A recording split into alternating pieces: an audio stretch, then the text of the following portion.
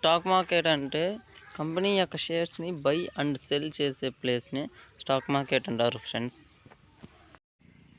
Types of stock market. There are mainly two types of stock market, primary and secondary stock market.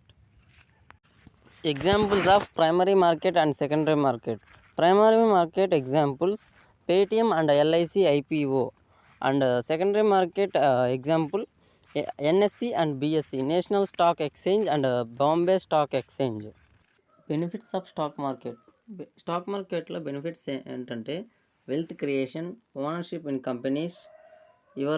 ownership in companies, you are literally become a small owner. Liquidity, you can sell your shares easily whenever the market is open. Dividend income and beat inflation. Stocks have potential to grow faster than inflation is long run. Difference between stock market and share market. Stock market అంటే full system where all investments trade అవుతాయి. Share market అంటే only company shares మాత్రమే trade అవుతాయి.